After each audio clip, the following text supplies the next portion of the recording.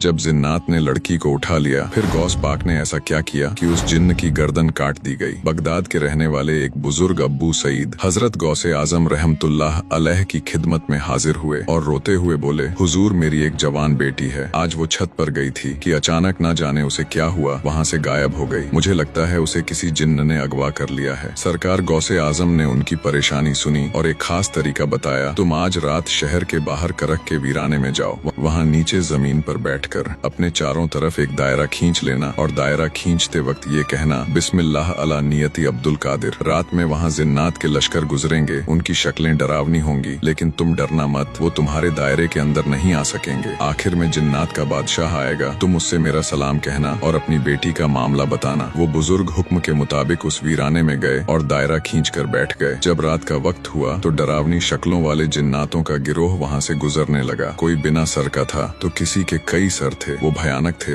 लेकिन दायरे की वजह से कोई भी उस बुजुर्ग के पास नहीं आ सका। फिर कुछ देर बाद जिन्नात का बादशाह, जिसका नाम मीरज बताया जाता है, अपने भारी लश्कर के साथ आया। बादशाह ने दायरे के बाहर रुककर उस बुजुर्ग से पूछा, ए इंसान, तू कौन है? बुजुर्ग बोले, मैं गौसे आजम का भेजा हुआ हूँ। औसे पाक का नाम सुनते ही बादशाह ने सर झुका लिया और अदब से बुजुर्ग के सामने बैठ गया। उसके साथ पूरा लश्कर भी अदब से खड़ा हो गया और बोला, सरकार का क्या हुक्म है? बुजुर्ग बोले, मेरी बेटी को किसी जिन्न ने छत से अगवा कर लिया है। सरकार ने फरमाया है कि मेरी बेटी मुझे वापस दिला दी जाए। जिन्नात के बादशाह ने तुरंत अपने लश्कर में ऐलान करवाया, किसने इस शख्स की बेटी को उठाया है। थोड़ी ही देर में एक जिन्न को पकड़ कर लाया गया। वो एक चीनी जिन्न था और उसके पास ही वो लड़की थी। बादशाह को बहुत गुस्सा आया। उसने उस जिन्न से पूछा, तुझे पता नहीं यह बगदाद है और यहाँ गौसे आजम की हुकूमत चलती है, तूने ये जुर्रत कैसे की? उस जिन्न की गर्दन काट दी गई और लड़की को बाहिफाजत बुजुर्ग के हवाले कर दिया गया। सुभान अल्लाह, गौसे आजम का वो मर्तबा है जहाँ जिन्नात भी थर थर कांपते हैं। दोस्तों, अगर आप भी गौसे आजम के सच्चे दीवाने हैं तो दिल से लिखिए, या गौसे आजम।